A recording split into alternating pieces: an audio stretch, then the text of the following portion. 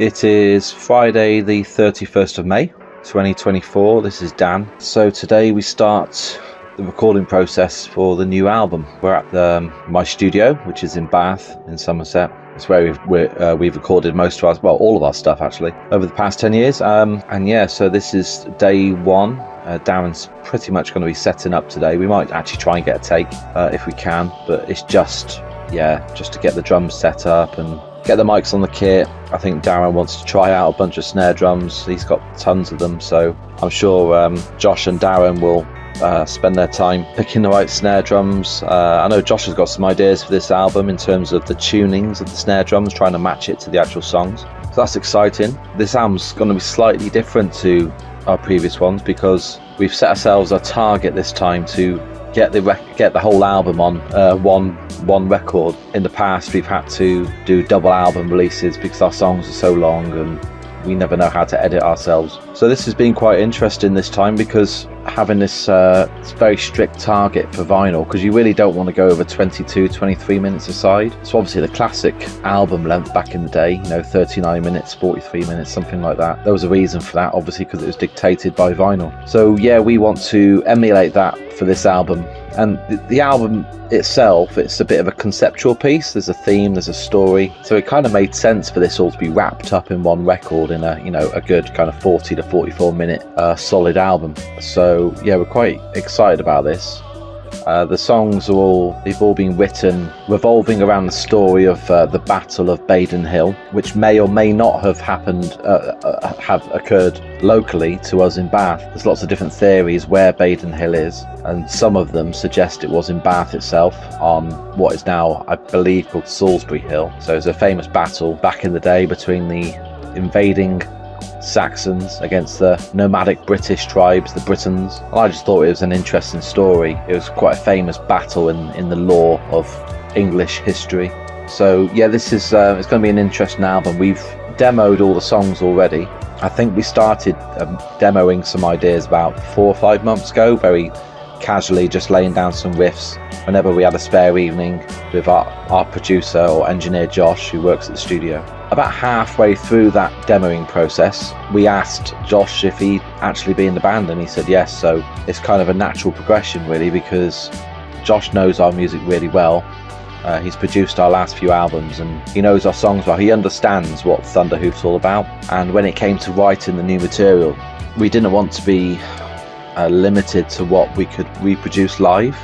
Not that that's ever been much of a big problem anyway, because we don't believe a live band should sound like the record. It's a totally different environment, a different experience.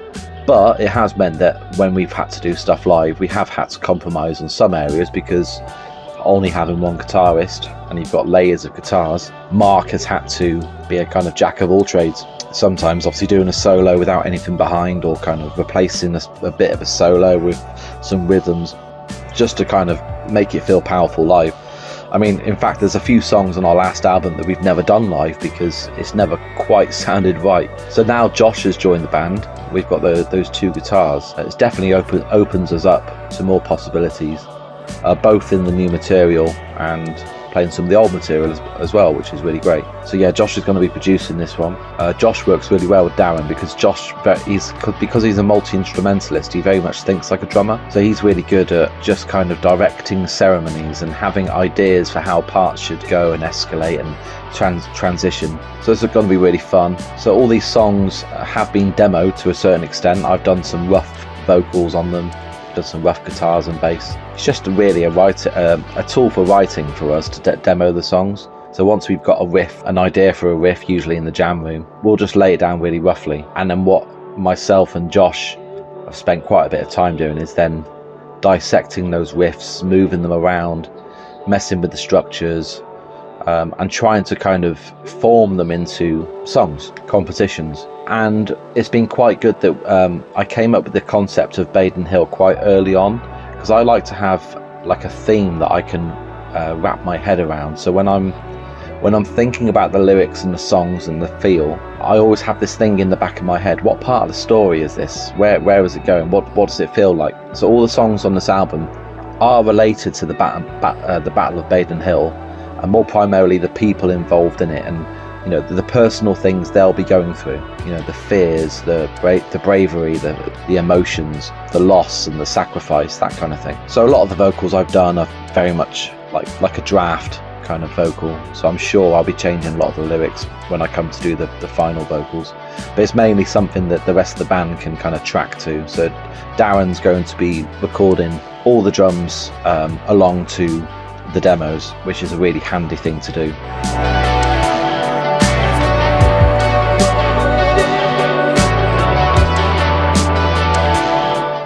But yeah, I thought I'd try and document some of this recording process.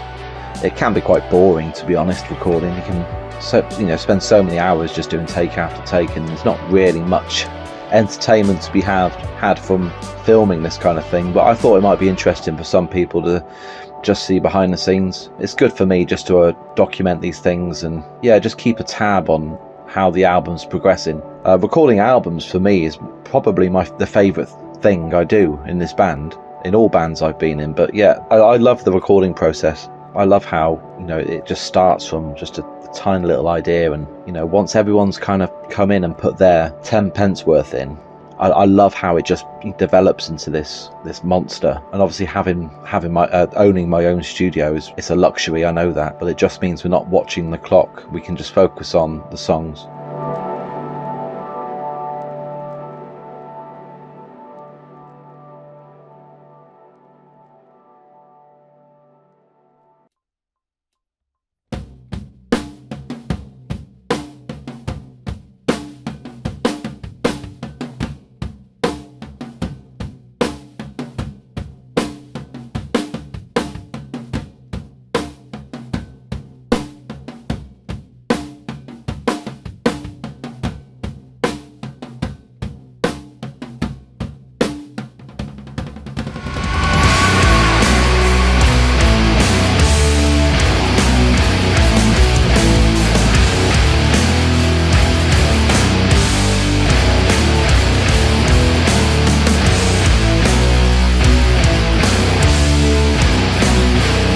Yeah, I messed up the end a little bit, but yeah, there was some good bits in it. Need to nail that chorus. I'm still a bit shaky on that kick drum. It's just a bit quick. Yeah. If you remember them being good ones, then I wrote something down. I wrote that the first, up until you got to the choruses on the last whole take through, which kind of threw you off. yes. But the first lot of stuff was feeling pretty good in the last take.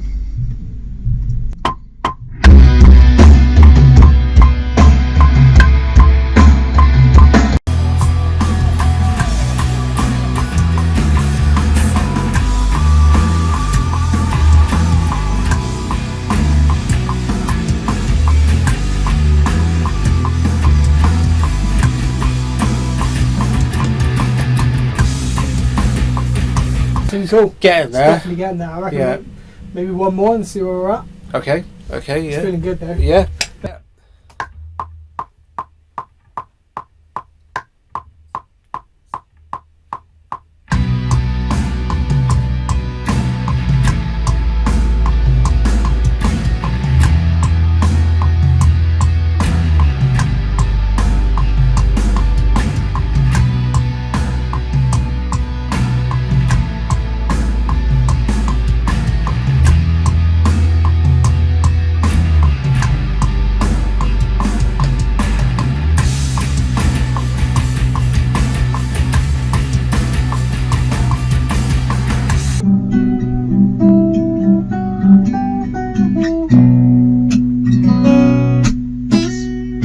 Yeah, so your part is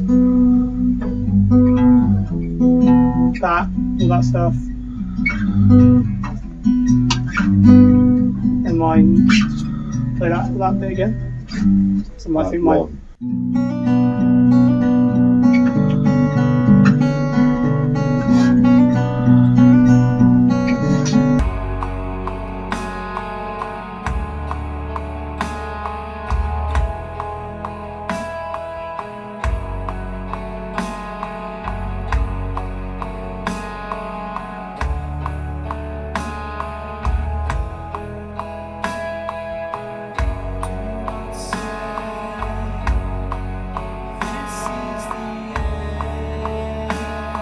Did you want to try a version on the jangles? No. No. I will if you want me to. I could always play it on that. Yeah? Yeah. Yeah? That could be. Yeah? I have no way of doing it live, but it'd be fun. No. Well, if it's just Yeah. like something that's an additional sort of thing. Yeah.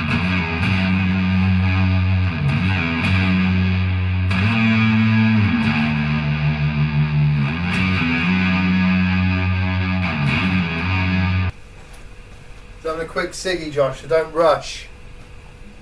Strain for me, Sarajevo!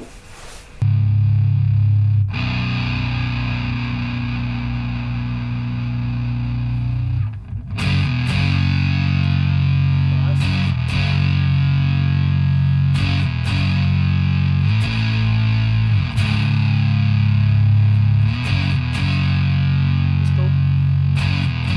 And maybe with that as well, we'll track a normal riffy one.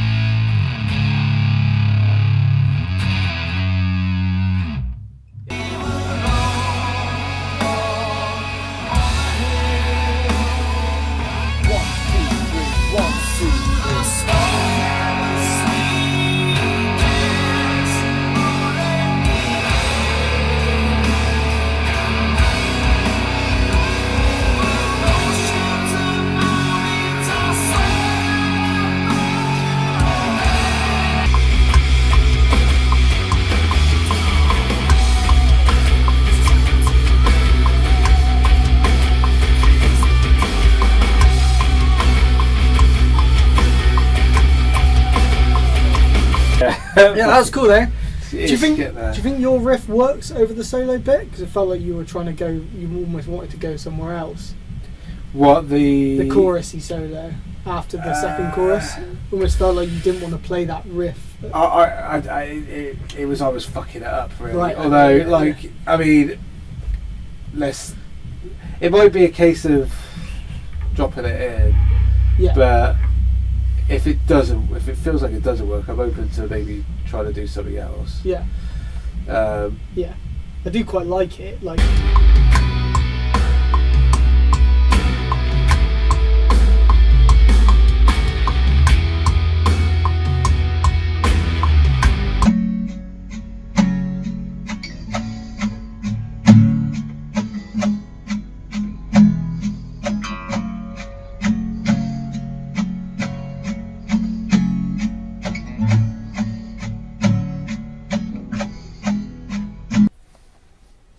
You just punch that one in. Octavia, Octavia, Octavia, let me through. Yeah. Me. The film the demo you ran. Me through. Octavia, let me through. That's it. That's it. Much to you, Octavia, let me through. Yeah, banging. You could possibly do a backing vocal, like even just a higher octave or something, or a double, just on those final lines of each of them. Mm. Possibly. Yeah. We can come back to that. Should we go to the second verse now while I'm in this mode? Yep. Just do that the same kind of thing. Yeah. And this is new lyrics, so I won't Okay. mess around. All right. Search for the signs betrayed in your eyes. In dreams you came for me with every night away from your side. Another in your mind. I'm desperately trying to hold on to you. Hold on to you. That's cool. And Cool. Yeah, just loop it and Alright, alright. to hold on to you. Actually, it's quite like the high thing. To hold on to you. To hold on to you. To hold on you. To hold on to you. Okay, I think just on the hold bit, I think you're going to a bit of to hold on to you. To hold on, to hold on. Yeah, no, the one you. To hold on to you. To hold on you. To hold on you. Bit sharp. To hold on you. To hold on to. That's it. To hold. Down. To hold on. To hold on to. To hold on to you. That's it. Yeah. Should go again. Yeah. Who will wait for me? I just need to believe you remember me. Let this all mean something more than before.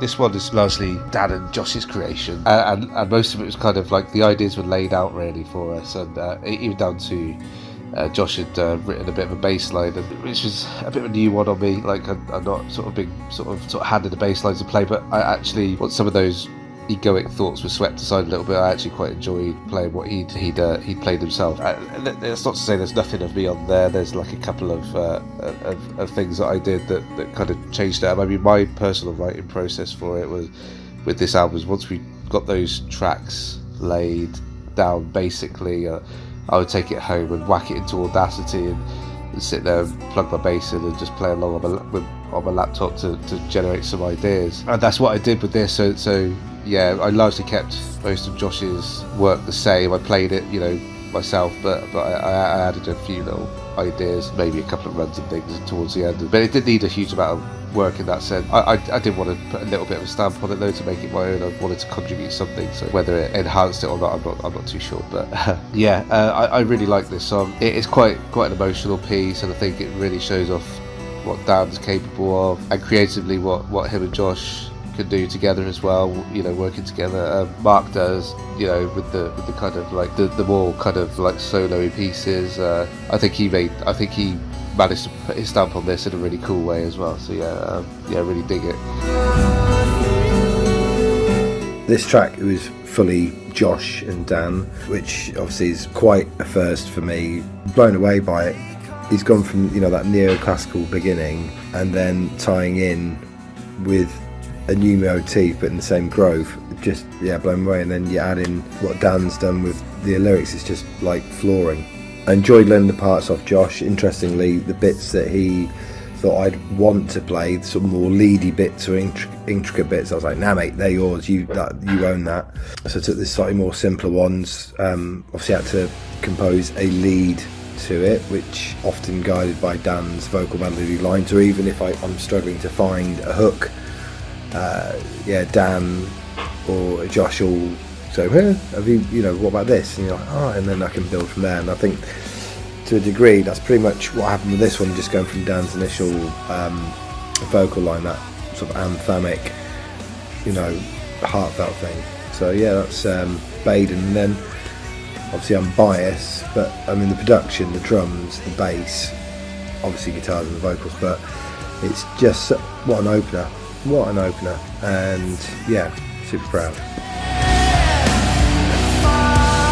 It was an interesting song to record for me.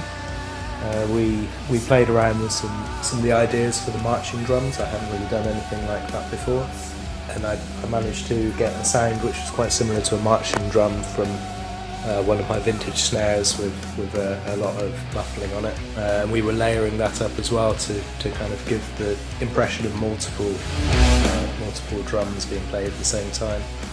That was all very fun to do, really. I think my favourite part of this song is the solo. I think Mark's done a great job. It's another one of those solos that just kind of gets stuck in your head. It's a real earworm. I think this song is sort of like a declaration of things to come for the album. It sort of sets the tone of the record, sort of easing you in gently, almost like the calm before the storm of the record. It sort of has a anxiety about it and almost like a foreshadowing nature to it. The intro riff anyway was something I had saved up for a long time, and always thought it sounded quite medieval and just never found anywhere to use it. So I sort of showed it to the guys, and it seemed very fitting with the sort of themes that we were going for on this album, the period of time we were talking about. So it was cool to sort of just build from that really, and everything that eventually came after that intro bit sort of all spawned from that initial riff. So it was fun to sort of see it grow out of that little acoustic thing. It was really nice. The end bit where the riff, the kind of Depeche Mode riff, comes back heavier, I think that was like a high moment for me. I think actually in the studio, me and Mark actually had to fight over who was going to play that bit, because we wanted to play that riff so much. So I think if you had to pin me down, I'd say that was my favourite bit. The idea of Baden was to introduce the album. I had this idea of a traveller coming across a lonely campsite in the still of night, being confronted by what turns out to be the ghost of Badon Hill, but he doesn't necessarily know that. It's just about setting up the story, setting up the scene. So when it came to the vocals, I wanted to approach it quite tenderly. I wanted the vocals to have almost a bit of a choir boy aesthetic to it, so I really had to hold back and try not to put too much character into the voice. I wanted it to be smooth and almost angelic until it kicks in, because I wanted it to kind of just pull people in slowly. I think everyone did a really good job on this song. Darren really accentuates all the kind of key elements of the song on the drums. It makes a massive difference. And I remember when Jim came to do his bass, he was coming up with lines that I just didn't expect at all. I don't think Josh expected either, and that was really cool. He'd clearly gone away and really thought about it. And obviously that guitar solo from Mark is just brilliant. It's a classic Mark solo. He's really good at picking those earworms that they're almost more catchy than the vocal melody, his solos at times.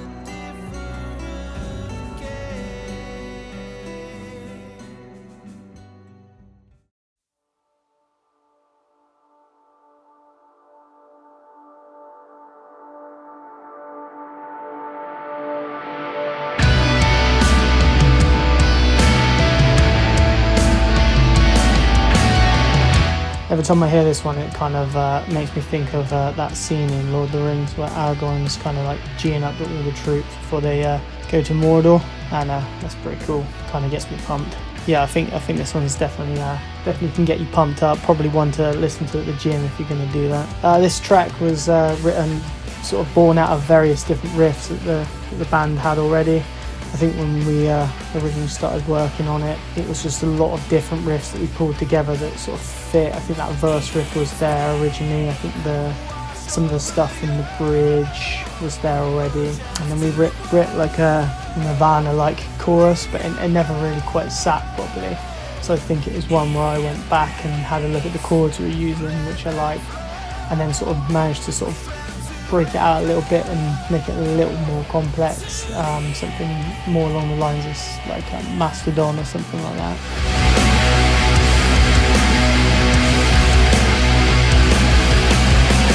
I think this song is, to me, it's quite a somber song. The main verse riff is quite menacing. That's kind of lifted up by the chorus as well. I kind of see this song as being about kind of the bloodshed in battle. This was the first song that I recorded the drums on for the album. It took me a little while to settle into it, but there was no real kind of difficult parts. It's actually quite a simple song to play. I remember enjoying it. I particularly like the quiet bit towards the end, just before the main kind of crescendo kind of kicks in. I think that's a really good part. And I also love the kind of chanting vocals at the end, very anthemic as well. Really lifts the song, I think.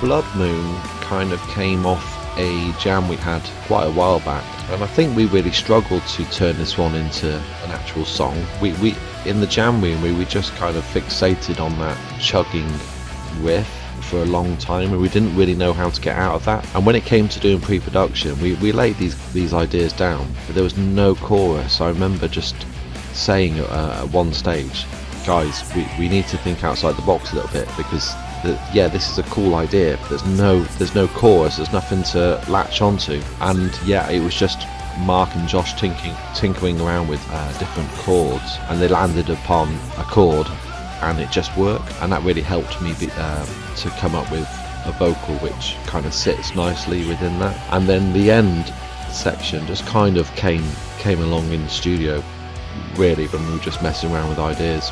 And when I came to do vocals for it, it just felt natural for me to do a type of Bruce Dickinson, almost Wicker Man kind of whoa kind of thing, which I'm a big fan of. I'm a big sucker for those big heavy metal sing-along bits.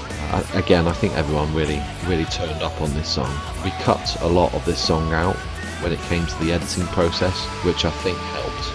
I think it could have gone on way too long, this song, and we kept, and it's still quite a long song at 7.5 minutes, but believe me, it could have been 15 minutes, this one.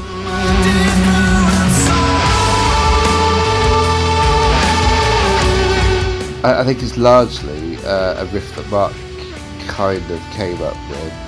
I don't think it's any kind of secret that I'm not a huge fan of palm muting sort of style riffing, and I guess it's got a bit of a reptilian woman feel to it, but maybe it's definitely a little bit more serious, and I think the lyrical content is probably a lot more sophisticated than reptilian woman. My way of kind of bringing it into a kind of a vibe that I enjoy too. I mean, I obviously like those sort of fuzzy sounds and kind of more open and sort of stuff, but that just meant that I kind of worked hard to make sure the bass line that I kind of played along to the verses, it had a bit of that to it. So I mean, I'm not sure if you can really make it out, because it all kind of comes together to form one kind of sound really, but it's a bit more of a Kayasi sort of bendy sort of open bass line with, and the groove of the riff and the drums kind of allow me to kind of to do that. So there's that push and pull with Mark and me, and I think it works quite well. We're both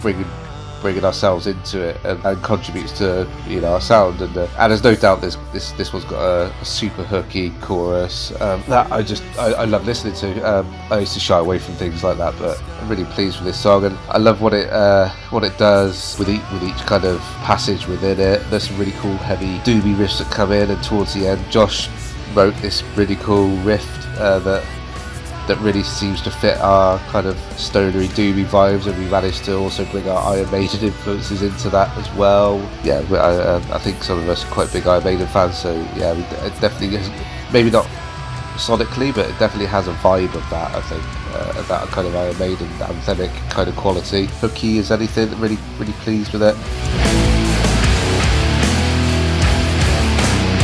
I think the main heavy riff came first, which I decided as a throwaway riff. I thought it was a bit stock, to be honest with you, but it's amazing what a different set of ears or perspective can do to build that one. And then Josh came up with that intro line to it, and the chorus line, and sort of built from there. The heavy chugging sort of like early new wave of British heavy metal sort of riff at the beginning to the Iron Maiden-esque sort of harmonies at the end. Brilliant. And just again another sort of really anthemic song, really good fun to play live, and amazing now hearing Josh's backing vocals on it. It's got a real bounce to it. The lead on it, I think that is, I was struggling to have a sort of like a clear pathway to what I wanted to achieve. So when I was recording with Josh, I sort of did multiple takes and multiple passes and various different things, and then sort of chopped some bits up and came with like what I had in my head but couldn't get out of me. And there's always the fear with that, it's like you get that like, great, and then you realise there was some serious sort of fretboard gymnastics to get one end to the other. I'm not saying that I'm the fastest guitarist in the world, but sometimes I do throw myself into a pickle. And just going back to that end bit, fuck me, just like really Iron Maiden-esque, the glory years without Yannick bloody years. But Jim giving it his best Steve Harrison, like that bass tone, man, amazing.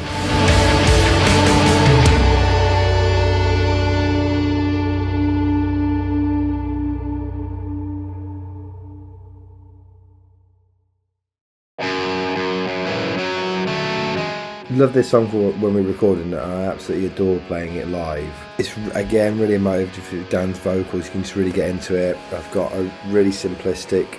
I made some complications for myself by recording obviously a bit on slide. I'm not a natural slide player because I panic when I put the brass slide or a glass slide or a metal slide over my finger. It really freaks me out. This one builds and I get to use single note stuff with some octave. Again, potentially Josh's and Jim's influence, just for Josh with that grand scope of the wider sort of like dynamic, and then just Jim locking into a Jim groove. And again, I've got to say, like, the end of this song, Jim's bass lines are just off the scale. Off the scale. For instance, like Darren's got some really interesting parts in his, like, he does a crash accentation at like 5:29, which he has opportunities to do again, but he never does, and it just where Dan's lyrics are going and stuff like that. So yeah, it is a real trip. I remember, I think this is one I really zoned out to, as in a good way, when we were listening back to the first mixes. Jim goes off on one, like I said, Darren sings, and you know the vulnerableness of Dan's vocals, because he's really being quite forthright for the majority of the song. It's just that vulnerability which I love. It's really about the build. It really builds up and kind of meanders along for the first couple of verses in the first chorus, and it's not until the second chorus that the vocals really kick in with the vocal hook, and I think it hits pretty hard at that point. The song kind of progresses from that point. It has a couple more intricate riffs which were interesting to play. The drums change for those, but I also love the whole outro sequence for this song, where it kind of takes on a bit of a dreamy soundscape. I always imagined the end of this song to be kind of a soundscape for a battle scene in a film. I always thought it was quite well suited for that, with all the kind of ambient layers to it. The original idea was to go heavy and have a big riff at the end, and I'm actually quite glad we didn't do that, because I think we do that quite often on other songs. And this one, the whole end sequence is a bit different for us. I think it went really well. The recording process of this, I remember I really enjoyed recording this one, just laying down the grooves and keeping it as simple as I could. Especially for the verses, I play next to nothing on the verses, just focus on the kick and snare, just to not kind of get in the way of the vocals at all. And by doing that, when I do play a fairly big fill into some of the heavier parts, they kind of have a bit more impact. As just before the pre-choruses on this song, there's quite a simple, it's a bit like a halftime shuffle, but it's not completely. But there's definitely a shuffle beat that I play, which I remember thinking that would be easy to do, but that was the hardest thing I had to record on this. It's very difficult to play a consistent, fairly slow shuffle beat without speeding up or slowing down, and that still has a bit of feel to it. Probably one of my favourites on the album. I had a really good time recording it. This began as a very much a kind of swampy riff idea. Kind of had visions of being sat in a smoky tavern somewhere with those guitars, the slides, and I think that gave me the idea to kind of base this one on a guy who's got a fixation on a bird in a pub, you know, like a tavern wench, and it's not necessarily reciprocated, but it gives him something to latch onto. So when he's facing his mortality and death, he wants to know that there's a reason for it. There's going to be something for him, or there's going to be, it's hard to explain really. If you put yourselves in the position of a guy who's never really taken any responsibility for any of his own actions, he's never voluntarily taken responsibility on, like, he doesn't have a family, he doesn't care for people, you know, he's got to that kind of crux moment in his life where he's looking back and he's thinking, my God, I've left nothing behind, that there will be no legacy for me. And so fixating on some girl at the pub kind of gives him a reason. He's searching for a reason, and it's a love song, but it's almost a love song that doesn't exist, and I think that really appeals to me. But yeah, the idea of it being based around a pub really came from the riff, so the music kind of came first on this one, and I love the way that the song kind of grows towards the end, and that was all felt really accidental but really nice in the studio. And everyone was really vibing on that. Jim and Mark and Darren, Josh. Feels like this is quite a high moment on the album for me. don't think there's any question about it. This is my favourite song on the album. It's really moody. I love the slow build of it, and Mark doing his slidey stuff is really cool. You don't hear him do that sort of thing, and it just sounds great. It holds back nicely, and it allows some space, which I always feel like it's important to do. Is to leave the sort of stuff I like to hear is where bass is allowed between the notes to, you're not filling up the canvas really with too much, and it kind of gently grooves into the main riff, which I think it was probably one of mine. It certainly sounds like one of mine, and kind of usually the more sort of doomy grooves that we have, those fuzzed out sort of moments. I think what really is special about the song for me is the way those doom grooves kind of like come in after a bit of a laid back kind of build up, but then later on, after we've riffed out a little bit on those grooves, it kind of breaks down to kind of almost a tripped out, fuzzy, almost doomy, but also got a bit of a post rock quality to it, I guess, and it's quite emotional, particularly with the production work on it, and how it sort of, there's a part where it all sort of towards the end where it sort of seems to all kind of flood over you, sound that is, and I don't know, I just love what Josh has done with that, and the kind of that drone going on in the background that Josh kind of did as well. Everything about this song, just I get all the feels when I listen to it, and I adore playing it live. I think we all brought our best to that one, and it's definitely where I wanted to aim our sound towards. It's got a bit of a proggy vibe to it, I suppose, as well, and all those influences, that kind of acrimony and Black Sabbath, but also Pink Floyd, and I don't know, some of our contemporaries, I suppose, like maybe Elephant Tree and stuff like that.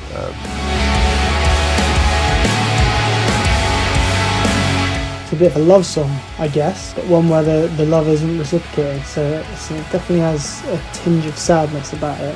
I guess probably as close as you get to Hoof doing a full-on love song, I guess, but it still has to have a bit of another direction to it. So with the writing of this, it's quite a classic kind of setup with, like a Sergeant Thunderhoof song, with the verses at the start being a bit more chilled out, a bit more psychedelic, and then kicking into that big riff, a super swampy one.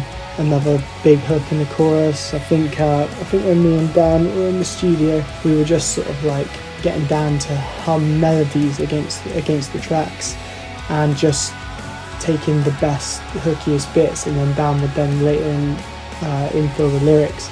I think this sort of technique really worked for us on this record.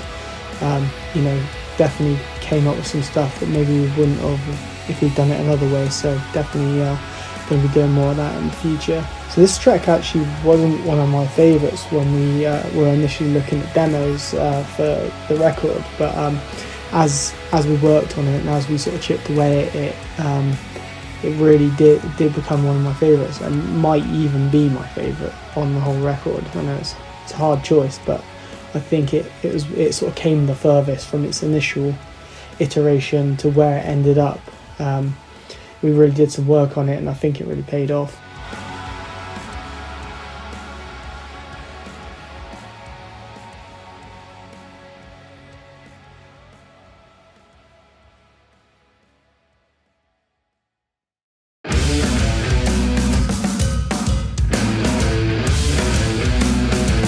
The main kind of verse rhythm on this, I remember it was more of a half-time groove, and it wasn't really working. It wasn't until in pre-production we kind of said, oh, what if we just put a standard groove over the top of it and see what happens.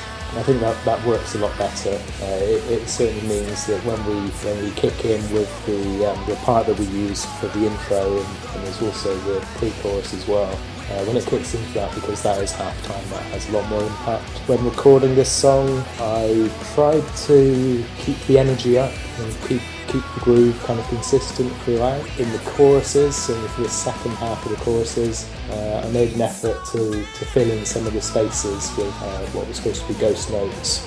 I think that works. So the second half of the chorus, there's a bit of a pick-up in energy from the drums.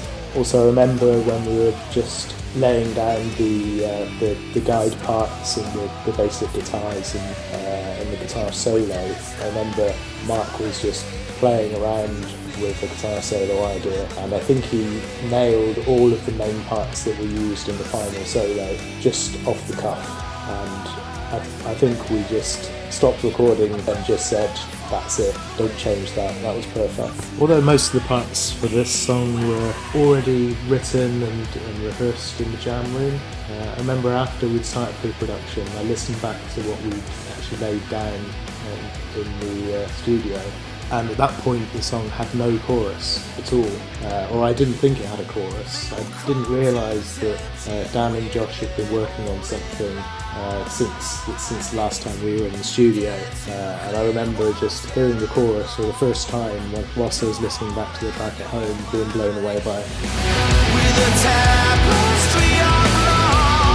That initial riff, I think, was one that I kind of came up with, the first riff that comes in, and it was this one was started off as a slower jam, and I think I was ill one week for one of the sessions where we were sitting in the studio together, and I came back a week later and it changed quite dramatically.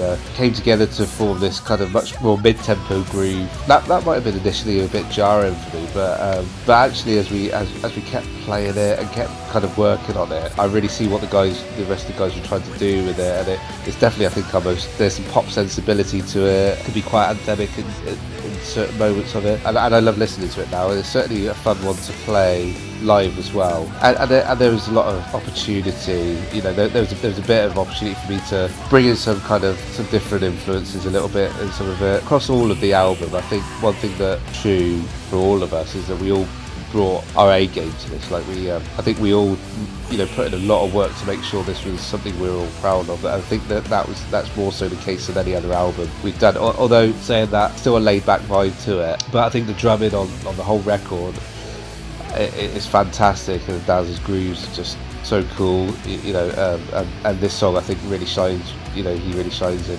as well as the vocal performance. The melodies that Dan has picked out really come across well. Mark riffing and Mark soloing sound great, and the depth that Josh brings with his contribution as well, and it just adds a whole new sense of epicness to our sound. I think that's definitely the case on this song as well. You can hear it.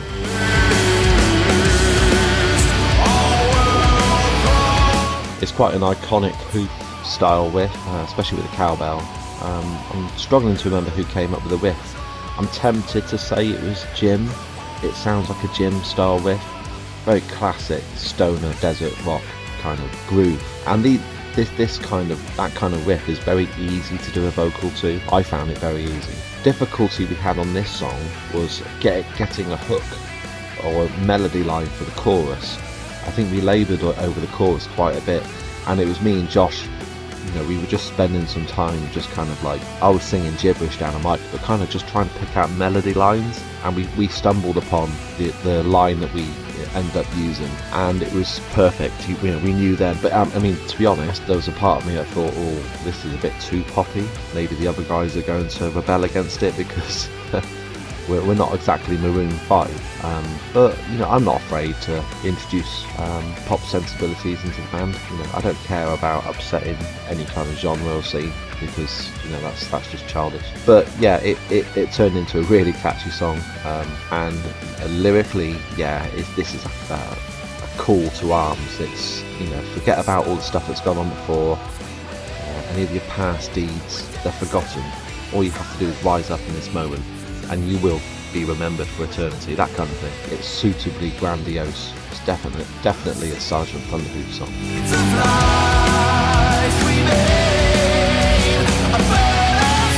This song's a bit more party, kind of high energy, gets you going.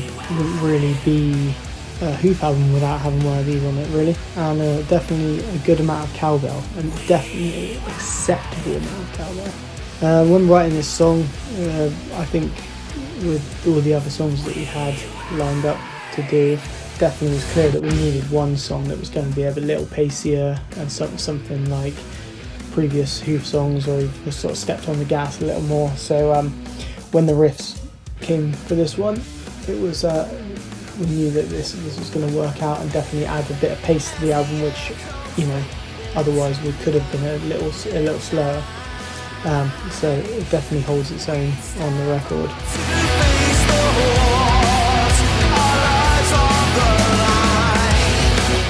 fucking Jim all over. What a riff, like literally what a riff. When he first played he said, I've got this idea, and it's like, I fucking love Jim's riffs, but where he gets them from, the timing, and just this minutiae of brilliant audiosities. I sort of look at it and go, oh fuck, how am I going to do that? So, but yeah, obviously do, and there's also an opportunity, because if another guitarist brings you a riff or a set of notes and stuff, it's kind of like, oh okay, you sort of kind of copy it, or then we'll try and find a counter thing to a degree. But you know, like with a bass riff, obviously it's all part of the discussion. You know, as a guitarist, I look at it as just some little notes. Maybe Jim's hearing something else in his head, so when I play something, it's got to sort of gel. Jim will get that across to me. It needs to be all normally we're pretty sort of locked in and what have you. So yeah, hell of a set of like interjoining riffs and stuff. I really do love the lead on this. Playing it live now, I have sort of worked out a slightly different ending, but again, massively led by the sort of like the vocal line and what have you, sort of like question and answer, carrying on the narrative through just notes, just to help the listener's journey and stuff. And again, production, fucking Darren's drums, the bass, it just all holds in there. It's amazing, yeah. And such a treat to play live, and relatively short, under 6 minutes. Amazing.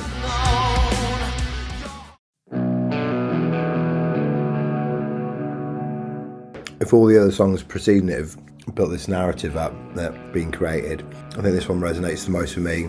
Sort of walking through the battlefield afterwards. It is bleak in the beginning, and that sort of riff. Now I look back on it, maybe I'm sort of been listening to sort of a little bit of Mark Lanigan's solo stuff. There's some sort of quite bleak sort of stuff in there, and obviously it builds into that massive, simple, crushing riff. And then when we finally get to the solo, there is some hope in there and what have you. Simple touch of putting the piano in at the end really sort of adds to it all. And again, everyone's on top form. Yeah, love Sentinel, love playing it, like recording it. Interesting on the solo, there was some parts which I felt were a bit too exposed because it didn't seem definite, but then Josh would have made me record it again if I hadn't got what we needed to get and what I wanted to express, if that makes sense.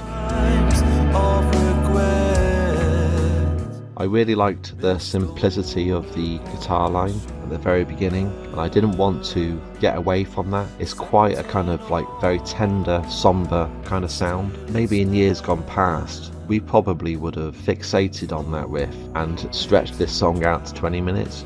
We could easily do that. The key for this song was distilling it down into its bare necessities. I did a lot of vocals on this one, which we ended up just deleting. There's nothing wrong with them, but they didn't add anything. Maybe I was just labouring a point. There's a whole middle section which I really like, where the key shifts, and I don't know who came up with that, but it's definitely like a joint effort, and it's great because it introduces an element of hope into quite a depressing song. Obviously, as a vocalist, it's tempting for me to do some kind of epic vocal over the top, but I really had to hold myself back and just have a word with myself and say, nope, let the music speak for itself. So I actually do very little in this song. I'm proud of what I did do in this song because I really hold back on the vocals, and that's quite hard to do. You have to really just be really tender with the mic, and you're almost kind of like just like I'm doing now, speak very softly. So yeah, it was an interesting one for me to do this. I think less is more definitely works for this one. I think this song really is the antidote to Salvation for the Soul. It starts off completely opposite to the kind of high octane, high energy that came before it. I think this song is probably the most kind of personal and intimate song on the album, due to the lyrical content. I remember during the recording process just trying to keep the drums really simple, just focus on exactly what the beat should be, if anything, kind of taking parts out of the drum patterns so there was more space for the rest of the instruments to breathe, and just making sure that what I played was absolutely on the nail. The drums kind of helped to build the intensity of the song as well, I think. Certainly for the first verse, I'm kind of switching between using the snare as the backbeat and the rim shot, or the cross stick, I should say, just to kind of allow the mood to breathe a little bit. And then certainly for the second verse I bring in more of a solid beat to kind of keep things progressing. And then when the heavy section, the heavy chorus kicks in, just allows me to relax and be a little bit more fluid with what I'm playing, bring in a few more fills. I particularly love in this song the key change that happens. I think it's after the second chorus. The whole key of the song, the whole mood of the song changes with a guitar solo starts at that point as well. I think up to that point it's been a very moody, somber kind of song.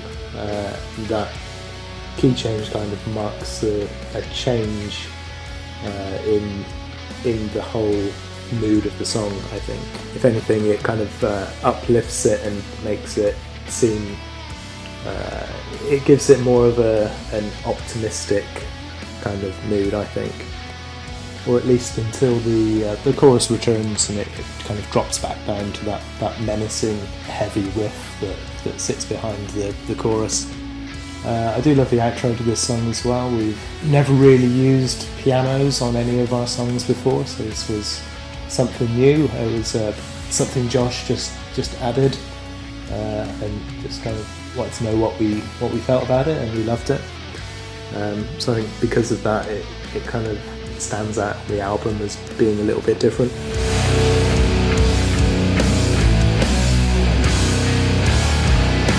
Again, I didn't find it altogether too easy to come up with the right bass lines for this, so there are moments where I was really questioning what I'd done with this, but the guys were all very encouraging and kind of I think Josh would have said if he had any issues with this.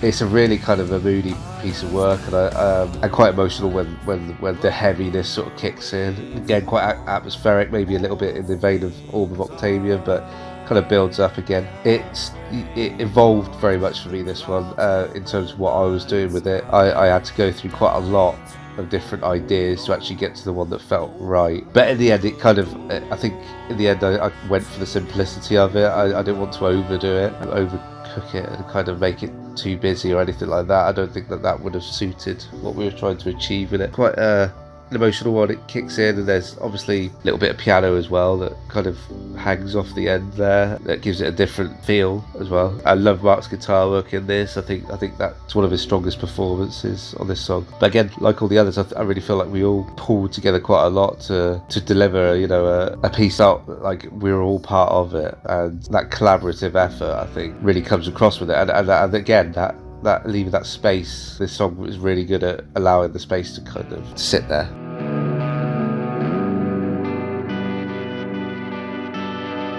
Quite reflective, introspective, almost like the final thoughts of someone who's going to be sent to battle to die, just taking a little moment before that happens, just to reflect on their life, really. Quite deep. This one was super fun to make. We're referencing a lot of music but what isn't in the sort of Sergeant Hoof genre, so we were definitely pulling from a lot of different influences. So I think that's why this track has its own unique sound and really it is a little different from the rest of the stuff on the record. I'm glad we managed to sort of pull in that different direction, because I think it's tracks like that give albums a bit of excitement, just really trying something else and just seeing if you can go there. I think my favourite part on this song is probably Mark's lead solo line, sort of in the latter half of the song. I think it's awesome. He always does a great job with writing leads, stuff that really hooks you in, and often his guitar lines are as memorable as the vocal lines. Really, he just manages to sort of hook you in with them, and you almost want to come back for more. Open the door to a new life.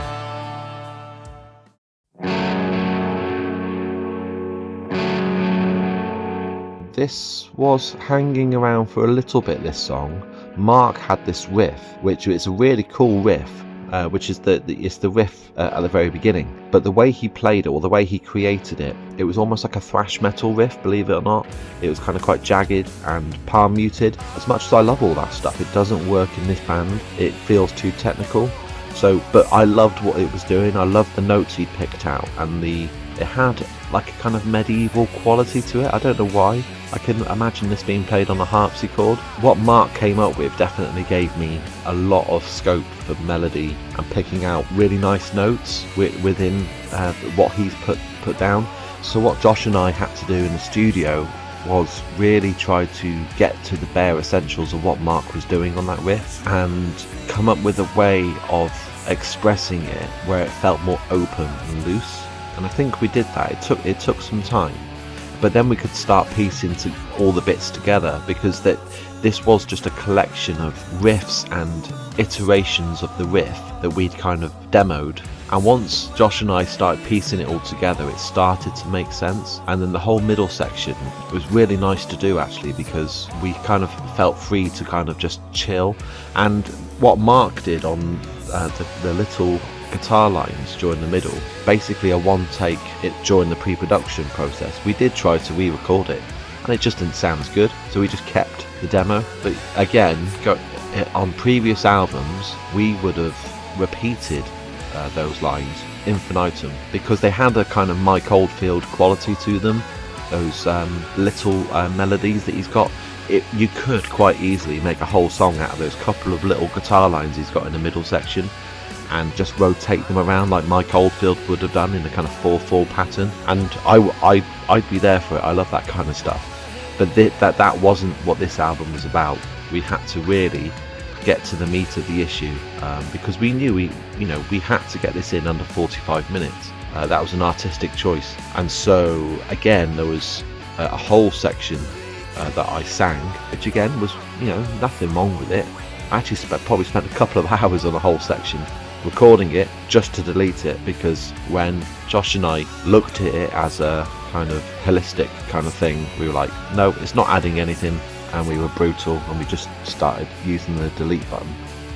Through quite a lot of different ideas to get to the ones that ended up on the record, and it even came down to sometimes bringing a few ideas into the studio, playing them on my laptop and playing them to Josh to see what he thought as well, and often expecting to be sort of brought back to the simplest ideas, because they allow the space for the rest of the band to bring their parts forward over. But some of the more busy ones kind of appealed a little bit more on this one. So yeah, creating a bit of a rod for my own back with trying to achieve this one live. I obviously I'll be able to do it, but yeah, it's going to probably take a lot of work to relearn some of the parts. And that said, I'm really proud of it, from my own personal point of view. I think some of the notes I'm picking out I'm really pleased with, and then again collaboratively, Mark's guitar work is, some of those what he would call motifs. They kind of really cut through in a way and kind of call out to you. And also, like I'm just listening to it now, and I'm sort of anticipating some of the moments I have on the bass there, which kind of allow me some space to do a bit more kind of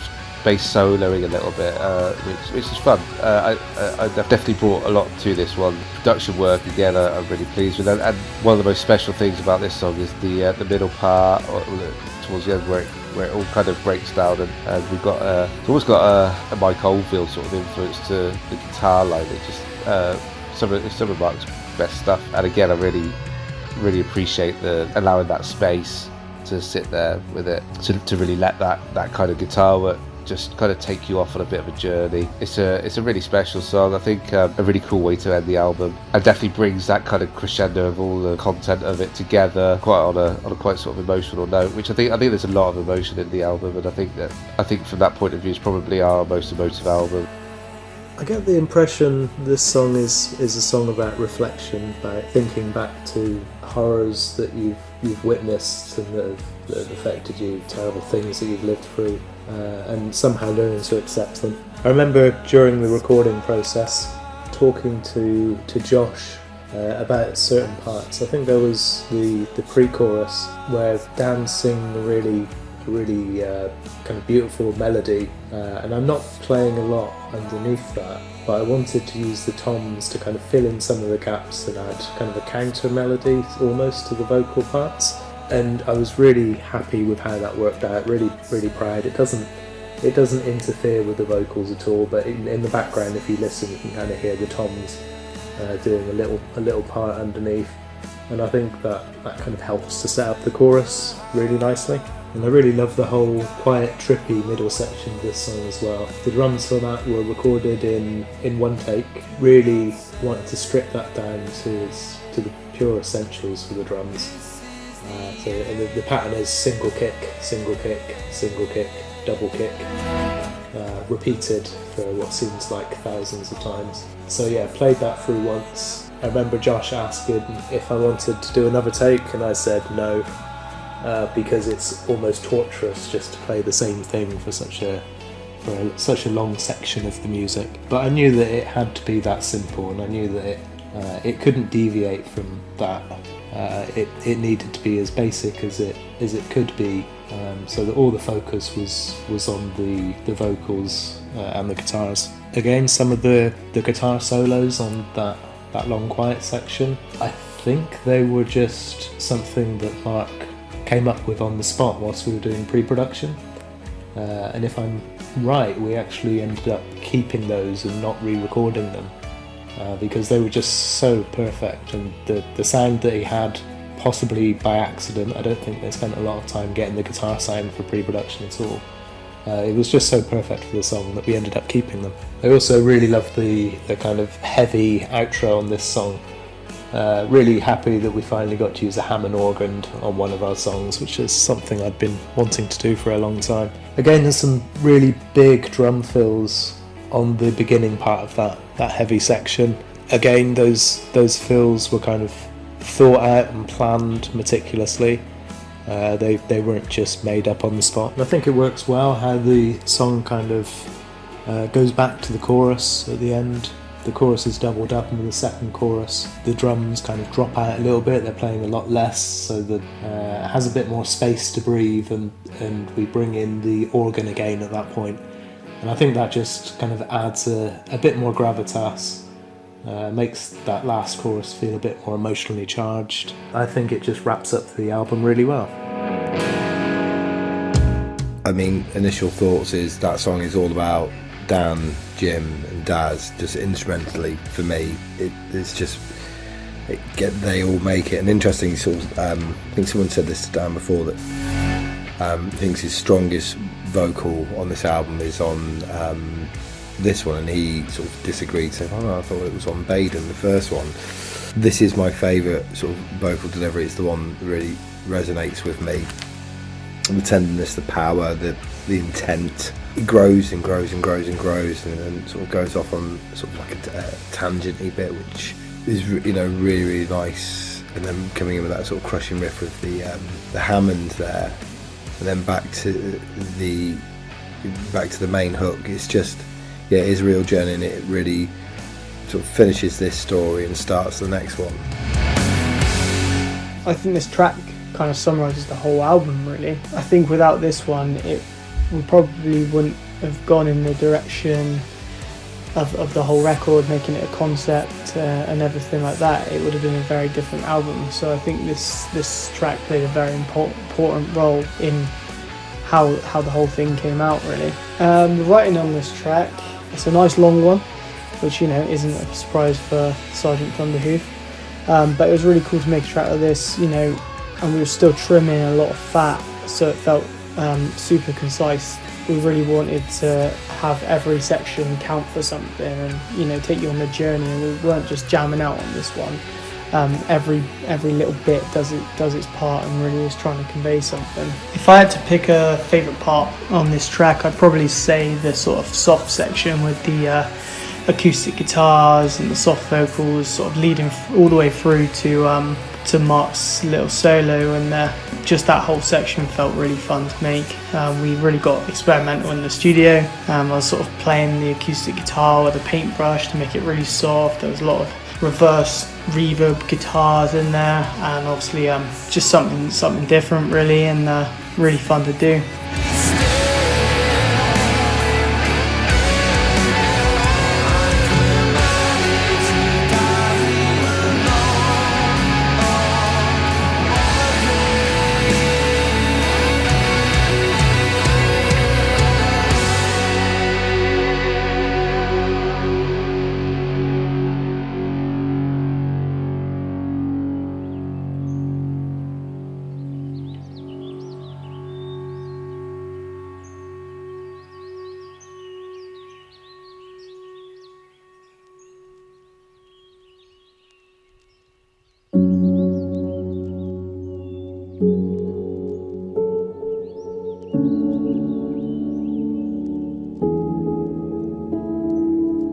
depends on what you're kind of after, because I mean this I think probably is definitely our most accessible album. It's definitely kind of more succinct, and I think that was definitely a conscious effort there with that, to kind of keep it to a particular within particular boundaries, and I think that was a good thing for this particular album. And I think it's got some pop sensibilities to it. I think in that sense, as a collaborative, almost like a collaborative piece of art, I feel like it's probably our most mature album.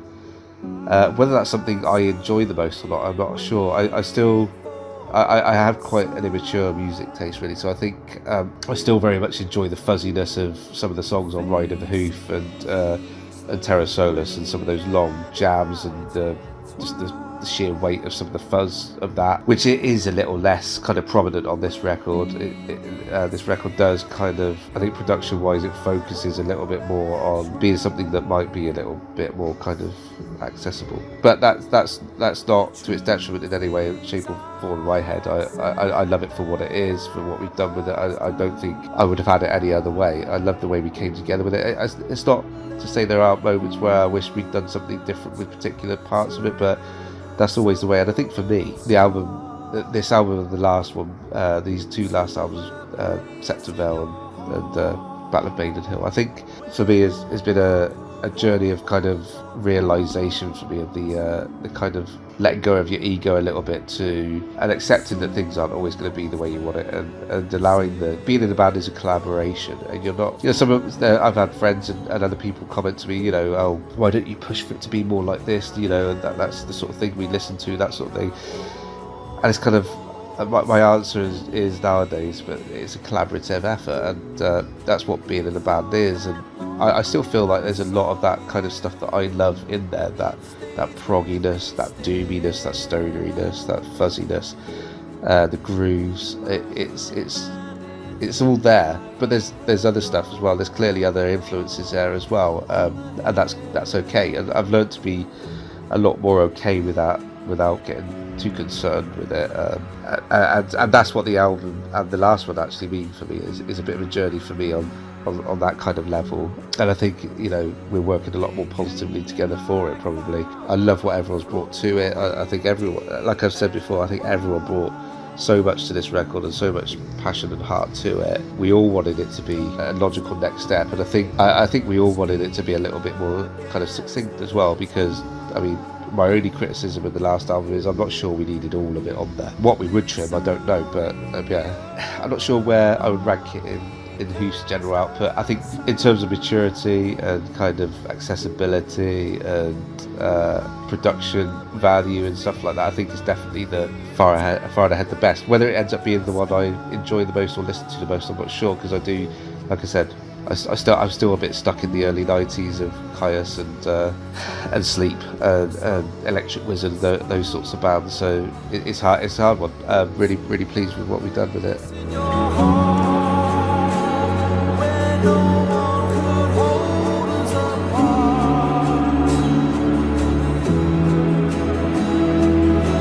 Looking back now, I think it is our best album. I don't know I'm not sure if it's my favourite. Only time will tell with that. Yeah, I mean, I'd have to come back to in 2 or 3 years and let you know how I feel about that, because it's impossible for me to give an unbiased perspective at this point.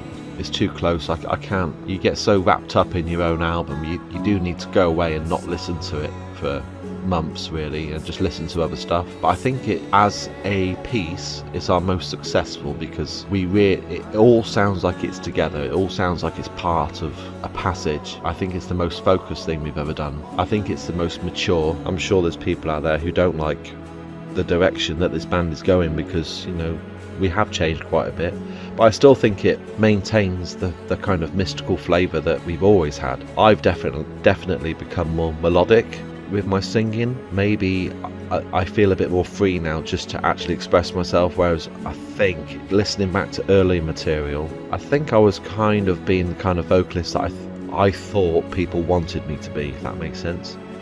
I was doing my impression of what a vocalist in a stoner psychedelic rock band should do, and I don't think that's really appropriate. Not that I don't like that earlier stuff. I love all our old stuff. I'm definitely feeling a little bit more liberated in terms of my vocals now, and I can be a bit more expressive. But this album was certainly a journey, and I feel like we've succeeded in that respect, and I'm interested to see where we go from here.